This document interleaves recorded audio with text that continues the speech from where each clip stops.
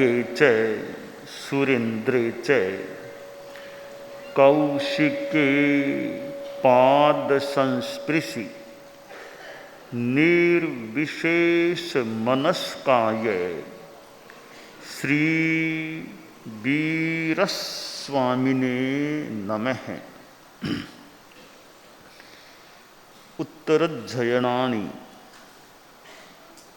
आगम में कहा गया है, सो तस्य सवस्य दुहस्य मुक्को जंबाह ईसयम जंतुमेयम दीहामय विप्प मुक्को पसत्थो तो होई अत्यंत सुही कयत्थो। जो बीतराग बन जाता है, मोहनीय कर्म का क्षय कर देता है और फिर केवल ज्ञान केवल दर्शन की भी प्राप्ति हो जाती है, निरंतरायता की स्थिति भी बनती है।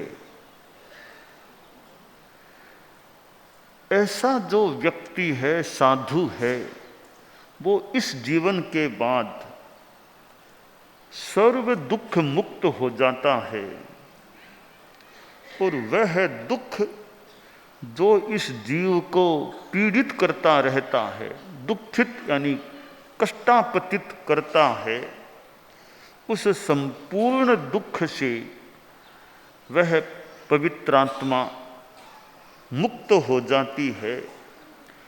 दीहामय विप्प मुक्को, ये दीर्घकालीन आमय, अनादिकालीन आमय जो कर्म रोग है, इस कर्म रोग से भी वह आत्मा मुक्त हो जाती है, प्रशस्त हो जाती है और अत्यंत सुही कयत्थो, फिर वह आत्मा जो बीतराग बन चुकी, केवल ज्ञान केवल दर्शन संपन्न हो चुकी, अंतराय कर्म मुक्त हो चुकी, वह अत्यंत सुखी बन जाती है। अत्यंत सुख यानी दुख फिर आता ही नहीं है। एक बार सुख आ गया और फिर बीच में दुख आ जाए, सुख खंडित हो जाए, उसे अत्यंत सुख कहना नहीं चाहता। पर वापिस दुख आए ही नहीं, हमेशा सुख बना रहे, वह अत्यंत सुख और उस सुख से युक्त आत्मा अत्यंत सुखी हो जाती है। कयत्थो, कृतार्थ बन जाती है, कृतकृत्य हो जाती है। सिद्ध अवस्था को प्राप्त होने का मतलब पूर्णतया कृतार्थ हो जाना, चरितार्थ कृतार्थ हो जाना। जो एक मोक्ष का प्रयोजन था वो प्राप्त हो गया तो आत्मा कृतार्थ बन जाती है। भगवान महावीर एक कृतार्थ आत्मा है, अत्यंत सुखी आत्मा है। आज चैत्र शुक्ला त्रयोदशी है, महावीर जयंती है। भगवान महावीर की 2625वीं यह जयंती है, यानी 2600 वर्ष लगभग महावीर प्रभु को जन्मे को हो गए हैं। ईसा पूर्व 599 और विक्रम पूर्व 542 में प्रभु महावीर का जन्म हुआ था। यह महावीर जयंती का दिन आता है तो जैन समाज में थोड़ा उल्लास उमंग भी देखने को मिलता है। प्रातः वो शोभा यात्रा निकाली गई थी, झांकियां भी उसमें थी। तो यानी महावीर जयंती है तो जैन समाज में आज कुछ करें, आज ऐसा भाव भी देखने को मिल सकता है। और बड़े शहरों में तो अनेक संप्रदाय के लोग साथ बैठे और यहाँ भी योग बना कि अनेक संप्रदाय यहाँ भी हो गए। जैन विश्व भारती में थानकवासी साध्वी जी का भी आगमन हुआ है और इस महावीर जयंती के कार्यक्रम में उनकी भी सहभागिता हो गई है।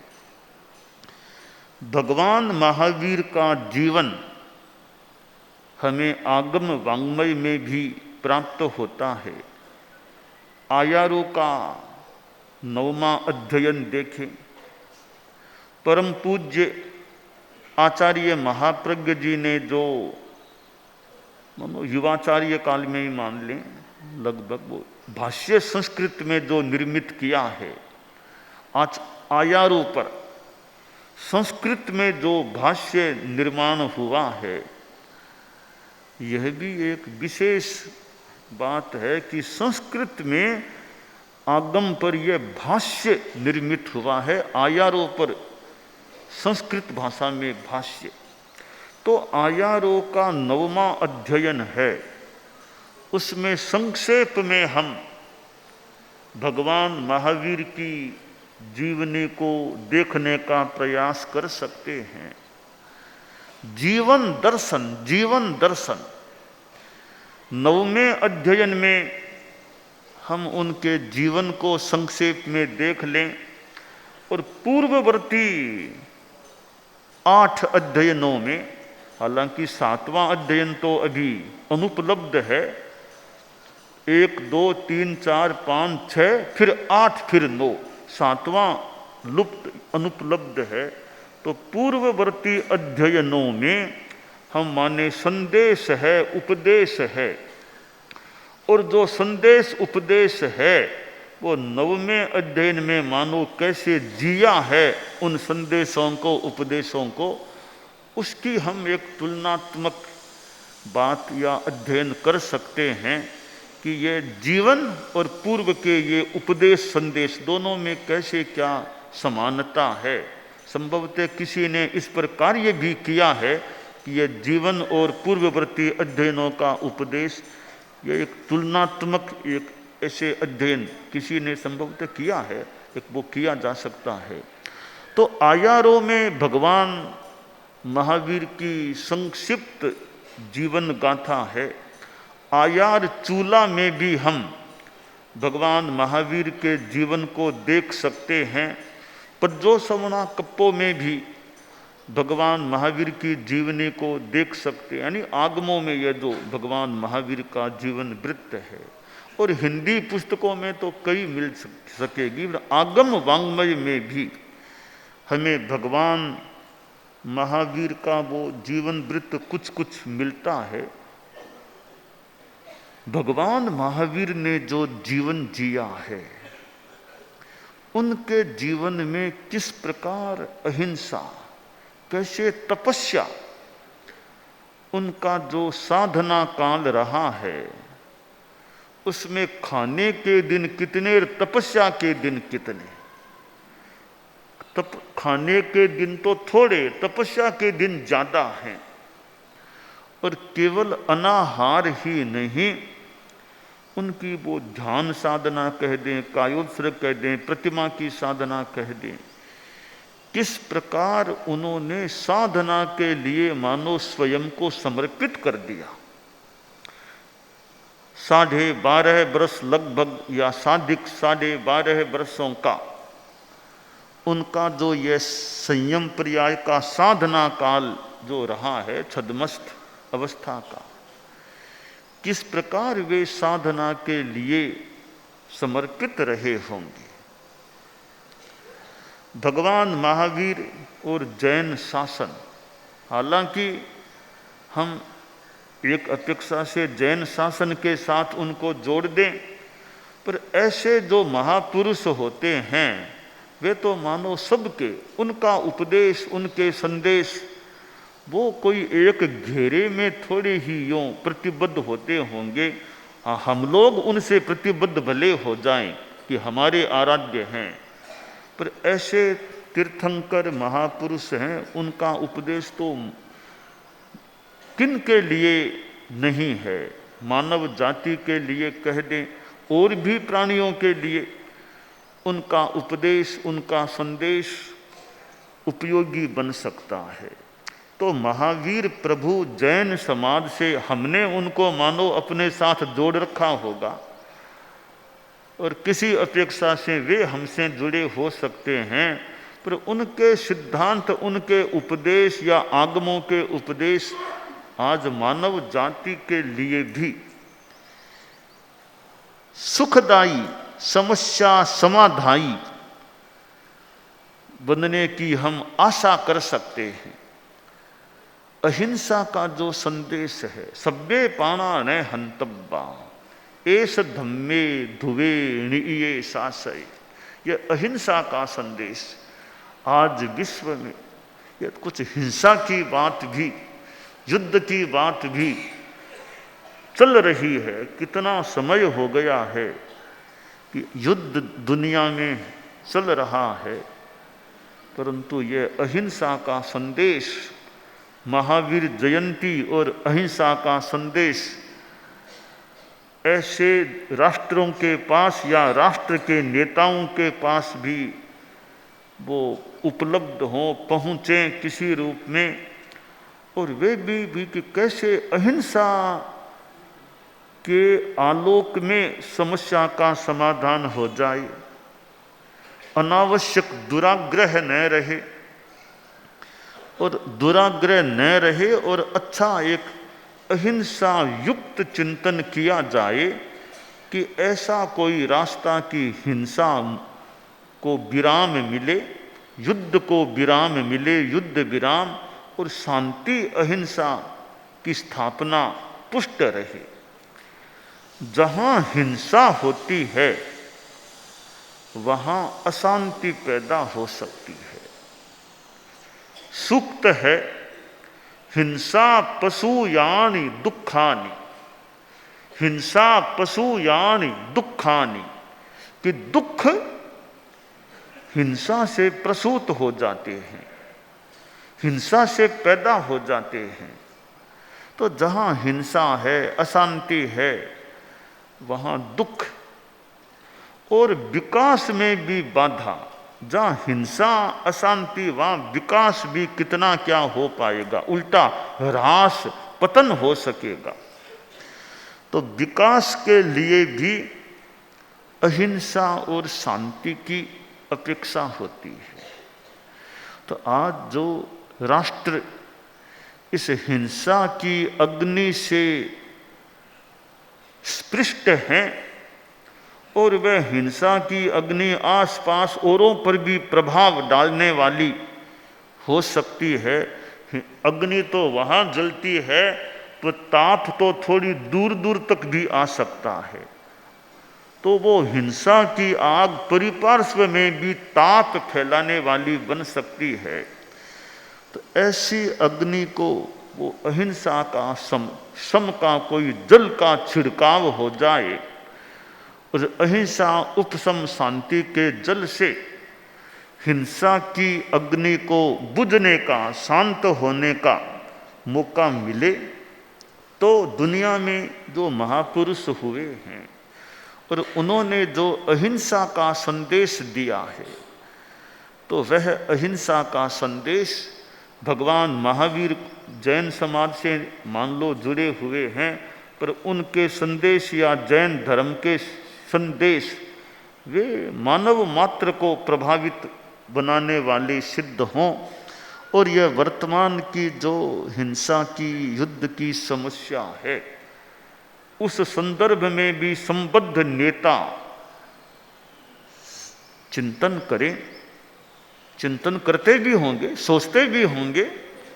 तो हमारी मंगल कामना है कि महावीर जयंती का यह दिन आया है, तो जहाँ हिंसा की आग और उस आग से जो झुलस रहे हैं, तो वहाँ अहिंसा की अमृत वर्षा हो, और वह अमृत वर्षा उस आग को शांत करने वाली सिद्ध हो। जैन शासन में दिगंबर, श्वेतांबर, ये दो मुख्य धाराएं हैं, और यह लाडनू तो ऐसा क्षेत्र है जहाँ श्वेतांबर परंपरा के अनुयायी हैं, तो दिगंबर आमनाय से भी ये लाडनू का क्षेत्र, श्रावगी समाज और जो भी उधर, तो दिगंबर आमनाय से भी ये लाडनू क्षेत्र जुड़ा हुआ है। तो लाडनू में तो दिगंबर श्वेतांबर दोनों का अस्तित्व है, दोनों का वास है। ऐसा दोनों के वास से जुड़ा हुआ, और आगे दिगंबर वो मंदिर भी है, आगे जहाँ सरस्वती की प्रतिमा भी है। तो ये लाडनू का क्षेत्र जो जैन समाज की दोनों धाराओं से मानो स्पृष्ट है, और परम पूज्य आचार्य श्री तुलसी जैसे जैनाचार्य की, तेरापंथाचार्य की यह जन्म भूमि भी है। और मुझे तो कितने वर्षों के बाद महावीर जयंती के दिन लाडनू में रहने का, जैन विश्व भारती में रहने का अवसर मिला। कितने वर्ष, कई वर्ष बीत गए होंगे, कितने वर्षों के बाद महावीर जयंती का कार्यक्रम, इस कार्यक्रम में जैन विश्व भारती में लाडनू में बैठने का मौका कई वर्षों के बाद मुझे संभवतः यह मिला है। तो यह भगवान महावीर का जन्म दिवस, और जैन शासन में आचार्य भिक्षु जो हुए हैं, हमारे जैन श्वेतांबर तेरा पंथ के तो आद्य अनुशास्ता हैं, प्रथम आचार्य श्री हैं, और हमारे समुदाय के मानो जनक प्रवर आचार्य भिक्षु हैं। तो यह शुक्ला त्रयोदशी आचार्य भिक्षु से भी जुड़ी हुई है। और मुझे ऐसा लगा, आचार्य भिक्षु का जीवन भगवान महावीर से बहुत समानता रखने वाला उनका जीवन है। उनके जीवन की अनेक बातें भगवान महावीर के जीवन से समत्व को रखने वाली हैं।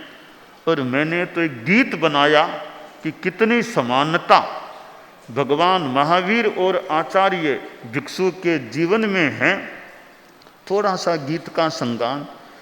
प्रतिदिन ध्याएं शुभ सुख पाएं, कर्म क्षय कर पाएं, जाएं बलिहारी गुरु भिक्षु की, गुरु भिक्षु की, गुरु भिक्षु की। प्रतिदिन ध्याएं शुभ सुख पाएं, कर्म क्षय कर पाएं, जाएं बलिहारी गुरु भिक्षु की, गुरु भिक्षु की, गुरु भिक्षु की। महावीर प्रभु पूज्य भिक्षु में है समानता भारी। महावीर प्रभु पूज्य भिक्षु में है समानता भारी। शुक्ला त्रयोदशी को जन्मे महापुरुष अवतारी। शुक्ला त्रयोदशी को जन्मे महापुरुष अवतारी। पाणि ग्रहण पिता पुत्री के, पाणि ग्रहण पिता पुत्री के, तेजस्वी आभाएं जाएं बलिहारी गुरु भिक्षु की, गुरु भिक्षु की, गुरु भिक्षु की। भगवान महावीर और आचार्य भिक्षु, महावीर जयंती और भिक्षु चेतना वर्ष। भगवान महावीर का जन्म शुक्ला त्रयोदशी को, तो आचार्य भिक्षु का भी जन्म शुक्ला त्रयोदशी को हुआ। भगवान महावीर की शुक्ला त्रयोदशी चैत्र महीने की है, तो आचार्य भिक्षु की जन्म तिथि शुक्ला त्रयोदशी वो आषाढ़ महीने की होती है। तो शुक्ला त्रयोदशी में दोनों की समानता है जन्म के संदर्भ में। और थोड़े बड़े हुए तो जैन श्वेतांबर मान्यता के अनुसार भगवान महावीर गृहस्थावस्था में थे वर्धमान, तो उनका भी पाणि ग्रहण हुआ था। आचार्य भिक्षु भी गृहस्थावस्था में थे, भिखण जी भिक्षु जो भी नाम, उनका भी पाणि ग्रहण हुआ था। तो दोनों का गार्हस्थ्य जीवन में भी समत्व है कि दोनों ने पाणि ग्रहण किया था। ये दूसरी समानता है।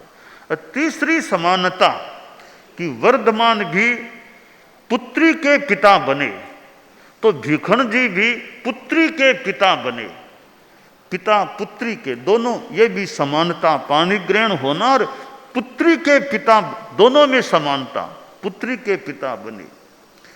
हम चौथी बात में देखें, भगवान महावीर तो आदिकर तीर्थंकर थे, तीर्थ प्रवर्तन करने वाले इस रूप में आदिकर थे।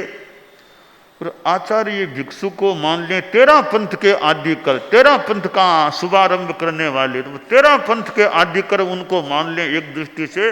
महावीर को तीर्थ के आदिकर हैं, तो दोनों में आदिकरत्व, दोनों प्रवर्तक हैं, यह भी एक समानता है। और जीवन का समापन भी कैसे हुआ दोनों का, और अनशन की बात। इधर भाई भगवान महावीर भी के दो भाई नंदीवर्धन वर्धमान, और भिखण जी महाराज भी होलोजीर भिखण जी, ऐसे दो भाई हो जा, दो भाई का योग भी बैठता है।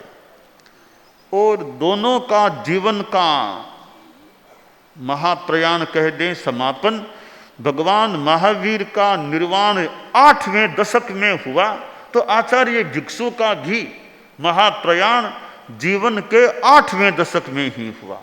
ये 8वें दशक में महाप्रस्थान भी दोनों में साम्य रखने वाला है।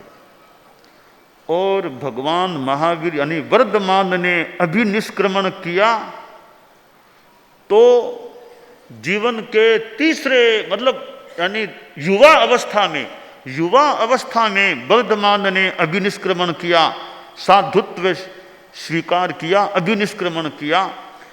तो भिखण जी महाराज ने भी गृहस्थावस्था में, युवा अवस्था में घर से अभिनिष्क्रमण किया, संन्यास लिया। उम्र में भी काफी समानता, भिखण जी महाराज करीब 25 वर्ष के, प्रभु महावीर लगभग 30 वर्ष के। तो युवा अवस्था में दोनों ने संन्यास स्वीकार किया, अभिनिष्क्रमण किया और सुख सुविधाओं का त्याग किया था। भाई थे तो वर्धमान भी छोटे भाई, भिखण जी भी छोटे भाई, दोनों छोटे छोटे भाई थे। यह छोटापन भी दोनों का एक साम्य रखने वाला है।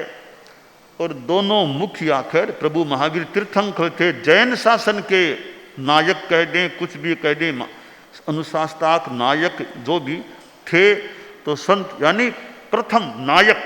तो भिखण जी महाराज 13 पंथ श्वेतांबर के नायक प्रथम अनुशासता बने।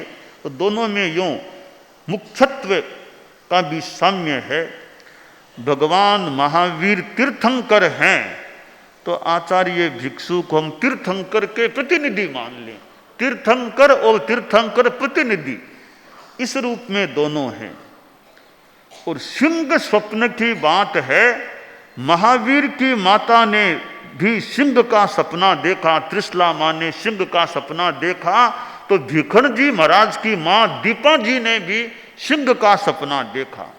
दोनों की माताएं सिंह स्वप्न देखने वाली थी। खैर महावीर की माँ ने तो और भी सपने देखे, 14 सपनों की जो बात है। पर सिंह स्वप्न में साम्य है कि दोनों सिंह स्वप्न दृष्टि माताओं की संतानें हैं, पुत्र रत्न हैं। और महाप्रयाण हुआ तो शेष काल में नहीं हुआ, दोनों का महाप्रयाण चतुर्मास काल में हुआ है।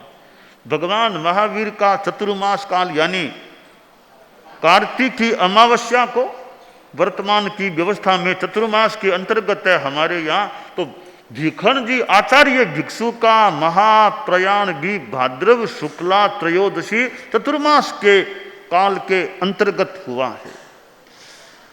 और जो अंतिम जो ये महाप्रयाण महान प्रस्थान का स्थान है, हम भगवान महावीर का पावापुरी बोलते हैं। स्वामी आचार्य भिक्षु का सिरियारी है। दोनों में 4-4 अक्षर है, पावापुरी सिरियारी, दोनों में 4-4 अक्षरों का नाम है। और संयुक्त अक्षर बिल्कुल नहीं है, न पावापुरी में संयुक्त अक्षर है न सिरियारी में संयुक्त अक्षर है, दोनों में वो असंयुक्त अक्षरों का समावेश है। और इतना ही नहीं, दोनों नामों के अंत में री है, पावापुरी सिरियारी, दोनों में री अंत में आ जाता है।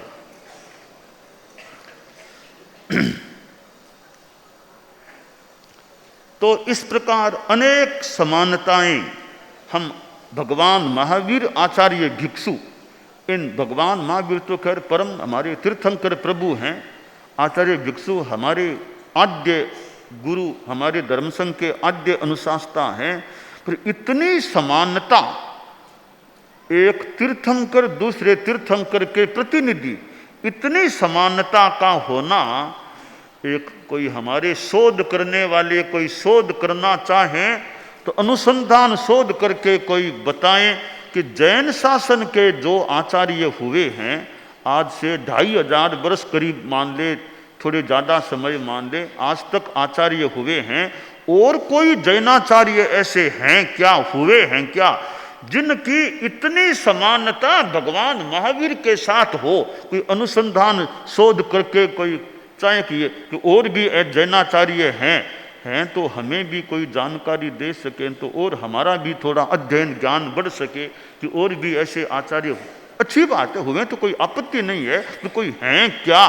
तो ये जैन विश्व भारती इंस्टीट्यूट में कोई पीएचडी, कोई शोध, कोई कुछ करने वाले हों, तो ऐसे हमारे साधु साधियों समनियों में कोई शोध करने वाले हों तो कोई जानकारी कभी दें तो दे सकते हैं, देना चाहें तो, कि और भी कोई जैनाचार्य श्री हुए हैं क्या जैन शासन में, या हैं क्या जिनकी इतनी समानता भगवान महावीर के जीवन के साथ हो। तो भगवान महावीर और आचार्य भिक्षु आज शुक्ला त्रयोदशी होने से दोनों के दिन कुछ अंशों में मिल गए हैं, क्योंकि अभी हमारे यहाँ भिक्षु चेतना वर्ष भी चल रहा है और शुक्ला त्रयोदशी एक विशेष हमारा विषय भी चलता है आचार्य भिक्षु के संदर्भ में। तो इस बार यह चैत्री शुक्ला त्रयोदशी भगवान महावीर की जन्म जयंती है। हमने विषय में भी भगवान महावीर के साथ परम पूज्य आचार्य भिक्षु को भी विराजमान कर दिया है। तो भगवान महावीर और आचार्य श्री भिक्षु, तो जैन शासन में जो हमारे यहाँ अहिंसा की बात है, संयम की बात है, आज जैन समाज है। जैन समाज भी, उस जैन समाज में भी हम त्याग, तपस्या, संयम, वर्षी तप और मांस खमन वगैरह वगैरह चीज़ें, श्रावक समाज, श्राविका समाज में भी ये कितना तपोनुष्ठान देखने को मिलता है। धर्म ध्यान की साधना, सामायिक पोषा आदि आदि जिनकी जो विधियां हैं, अपने अपने ढंग से धर्माराधना भी करते हैं। और जैन समाज के ये बच्चे कितने विदेश जाते होंगे पढ़ने के लिए, काम धंधे के लिए, कितने लोग विदेश में जैन समाज के लोग रहने वाले हैं। हमारे यहाँ परम पूज्य आचार्य श्री तुलसी ने इसी मानो प्रांगण कह दें सुधर्मा सभा में समन श्रेणी का प्रारंभ किया था। और आज समन श्रेणी जिसके प्रारंभ प्रथम बैच में साध्वी प्रमुखा विश्व विभाजी प्रथम बैच में थे, जो और भी 2 समणियाँ प्रथम बैच की समणी नियोजिका मृदुल प्रज्ञा जी, कुसुम प्रज्ञा जी प्रथम बैच की ये हैं। तो आज समण श्रेणी है, समणियाँ विदेश जाती, आज भी 2 समणियाँ यहाँ पहुँची है विदेश। तो समण श्रेणी विदेश में जाती है, वहाँ प्रवास करती है। तो इस निमित्त से भी जैन समाज के लोगों को कुछ धार्मिक ज्ञान करने का, धार्मिक संस्कार प्राप्त करने का ये अवसर मिलता होगा। और भी लोग समणियाँ हैं, और भी लोग अपने अपने ढंग से जैन धर्म के बारे में जानने का, आराधना करने का प्रयास करते होंगे। तो ये औरों की मैं कोई और भी करते, कोई निषेध की बात नहीं है। हमारे यहाँ ये समण श्रेणी है जो आचार्य श्री तुलसी ने प्रारंभ की थी, और यह जैन विश्व भारती तो समण श्रेणी का हेड क्वार्टर है, मुख्यालय है। तो आज समणियाँ भी जो विदेश में जाती है, रहती है, अमेरिका, लंदन और भी जगहों में, तो ये जैन धर्म को और अध्यात्म को थोड़ा प्रसरित होने में, प्रसारित करने में आचार्य श्री तुलसी का जो ये अवदान समण श्रेणी है, इसका भी सहयोग मान लो। विदेशों में जो जैन समाज के बच्चे रहते हैं वे भी समणियों के संपर्क में आते हैं, तो उनको भी कुछ यूँ जानने का, और का सीखने का, संस्कार पाने का, उपवास आदि करने का, खान पान का ध्यान रखने का एक। आज बच्चे जो विदेश में जा रहे हैं उनका खान पान, जो हॉस्टल में ठहरते हों, कहीं ठहरते हों, तो यह ध्यान भी कि बच्चों का खान पान नॉन वेज का तो कहीं नहीं होता है ना, कहीं शराब आदि नशीली चीज़ों का सेवन तो नहीं करते हैं ना। तो हालांकि बच्चे हमारे पास भी आते हैं, हम भी उन्हें थोड़ी प्रेरणा देते हैं। तो जैन समाज के बच्चे, युवा आदि जो विदेशों में रहें, चाहे भारत में रहें, उनकी खान पान की शुद्धि भी बनी रहे, संयम उनका बना रहे। और विदेश में रहने वाले भी संवत्सरी का उपवास करने वाले तो 28 और भी तपस्या करने वाले हो सकते हैं। तो विदेश में रहने वालों में भी वो जैनत्व के संस्कार, अध्यात्म के संस्कार, धर्म के संस्कार पुष्ट रहें, और कुछ जैनिज्म को वो जानने का, यथार्थ को जानने का, तत्व को समझने का भी प्रयास करते रहें। तो यह समण श्रेणी जो विदेशों में, भारत में भी यात्रा होती है समणियों की, और विदेश में भी जाती है। तो भारत में तो मान लो फिर भी साधु साध्वियाँ भी हमारे विचरते हैं, पर विदेश, अमेरिका, लंदन में अब तक वो हमारे धर्म संघ के साधु साध्वियों का वहाँ विहरण नहीं होता है। तो वहाँ ये समण श्रेणी की सदस्याएं अभी जो हैं, पहले तो समण भी पुरुष भी होते थे, वर्तमान में केवल समणियाँ हैं, तो उनका विदेश में जाना होता है। इस बार योगक्षेम वर्ष है, तो अब यहाँ से यथासंभवतया यहाँ से पर्यूषण के लिए भी विदेश में समणियों को भेजने का विचार नहीं है इस बार। यहाँ से अब जो आ गए हैं यहाँ हमारे पास, अब इनमें से किसी को न तो विदेश में भेजने की यथासंभवतया इच्छा या विचार है, न भारत में भी यहाँ से कहीं पर्यूषण के लिए समणियों को भेजने का मेरा यथासंभवतया इस बार चिंतन नहीं है।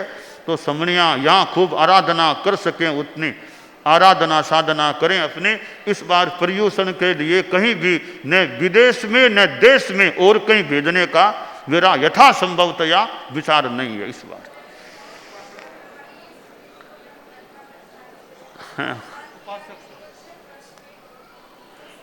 तो हमारे उपासक श्रेणी है, हाँ, उपासक श्रेणी का जो उपयोग हो सके, वो जो हो सके देश विदेश जैसा उचित हो, उसमें दिक्कत नहीं है। पर समणियाँ और मुमुक्षु बाइयों को भी अभयदान एक तरह से दिया जा रहा है कि मुमुक्षु बाइयों को भी यथासंभवतया पर्यूषण के लिए न विदेश में भेजने का चिंतन है, न भारत में यानी लाडनू के बाहर और कहीं भी यथासंभवतया इस बार भेजने का विचार नहीं है। तो ये अभयदान है, या आराम से जितनी कर सको। हालांकि यूँ तो अभय अपनी एक सहज भाषा का कोई ये चिंता नहीं कि हमें फिर कहीं भेज देंगे, वो कोई बात नहीं है इस बार।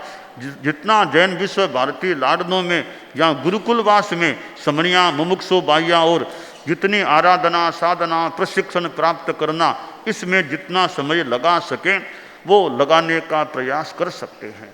तो जैन समाज के जो गृहस्थ हैं, लोग हैं, उनमें खान पान की शुद्धि के प्रति भी जागरूकता रहे और हमारी जैन विद्या, जैन आगम, जैन दर्शन की चीज़ें हैं उनको जानने का, बताने का। जैन विश्व भारती में हम स्थित हैं और जैन विश्व भारती तो जैन नाम में ही पहला शब्द जैन है।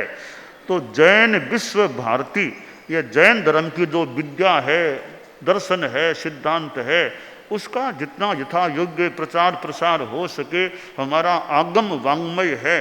तो जैन विश्व भारती के द्वारा जिसको प्रसारित होने का मौका मिल रहा है, प्रसारित होने का अवसर प्राप्त हो रहा है, तो जैन विश्व भारती तो एक ऐसा सेंटर कि भी जैनिज्म का अध्ययन करना हो, जैनिज्म संबंधी कोई प्रश्न जिज्ञासा हो तो जैन विश्व भारती में अध्ययन करने का, शोध करने का, कार्य करने का विदेशी देशी जो भी लोग हैं, तो जैन विश्व भारती जैनिज्म, जैन दर्शन, जैन विद्या के अध्ययन का एक अच्छा केंद्र बना रहे कि यहाँ जैन दर्शन का अध्ययन किया जा सकता है। यहाँ पुस्तकों की अनुकूलता और कोई पढ़ाने वाले भी मिल जाएं, बताने वाले भी मिल जाएं।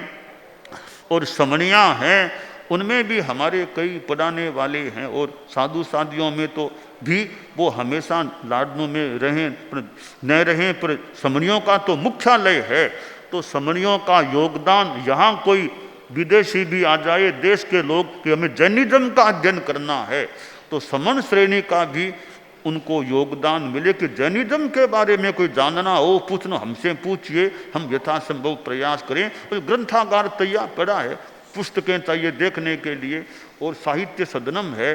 तो जैन विद्या, जैन धर्म का तो एक ये मुख्य केंद्र यानी अच्छा केंद्र जैन विश्व भारती बना रहे और जैन विश्व भारती इंस्टीट्यूट भी संलग्न है, जुड़ा हुआ है। तो जैन विश्वविद्यालय, मान्य विश्वविद्यालय में कोई आए, पढ़े, अध्ययन करे तो वहाँ तो ऑफिशियली भी एक स्थिति प्राप्त हो सकती है। तो ये भगवान महावीर की जन्म जयंती और जैन विश्व भारती में हमारे यहाँ इसका आयोजन हो रहा है। ये एक जैन विश्व भारती में भगवान महावीर की जन्म जयंती का आयोजन, तो ये लाडनो नगर भी जहाँ दिगंबर समाज, श्वेतांबर समाज का योग है, तो सभी में भगवान महावीर का जो अहिंसा का दर्शन है, तपस्या की बात मान ले, हमारे आगमों की जो बातें हैं, जो कल्याणी वाणियाँ हैं, कल्याणी बातें हैं, उनका हम उपयोग अपने जीवन में करने का प्रयास करते रहें। और हमारे साधु साधियाँ, समणियाँ, मुमुक्षु बाह्याँ, अभी योगक्षेम वर्ष है, तो जितना अध्ययन जो उचित हो करने का प्रयास करें कि यहाँ पुस्तकों की उपलब्धता और स्थान आदि की उपलब्धता, इतनी क्लासेस लगने की व्यवस्था, शिविर की व्यवस्था, तो जितना लाभ उठाया जा सके इस योगक्षेम वर्ष में उठाने का प्रयास करें। बाद में कोई स्मृति, कभी योगक्षेम वर्ष हुआ था, हम वहाँ रहे थे, हमने ये सीखा, ये पढ़ा, ये किया, तो यह योगक्षेम वर्ष पता नहीं बार बार तो कितनी बार आए, कि अंतराल के बाद यह आया है, तो अंदाज कोई 36 वर्ष लगभग मान लें कि अंतराल के बाद शुरू हुआ है। तो मानो कि हमारे जीवन का जो यहाँ है एक स्वर्णिम काल है, ये योगक्षेम वर्ष, ऐसा यथासंभवतया हो सकता है। इस गोल्डन पीरियड का अवश्य यथासंभव लाभ उठाना चाहिए कि इतना न बिहार न यात्रा, प्राय वर्तमान में जिनको यहाँ रहने का मौका मिलेगा उनके लिए बात है, तो यहाँ न बिहार न यात्रा, एक जगह अपना अच्छा अध्ययन, स्वाध्याय, साधना, जिज्ञासा और पूछना, करना, शोध करना, जो करना हो, तो यह एक सुंदर अवसर है। और पीएचडी करना हो तो स्वर्णिम टाइम है पीएचडी करने वालों के लिए। यहाँ खूब अध्ययन कर लो, लेखन कर लो, अपना काफ़ी काम इसी वर्ष में पूरा कर दो, तो बाद में जैन विश्व भारती में रहने की अपेक्षा ज़्यादा नहीं पड़े।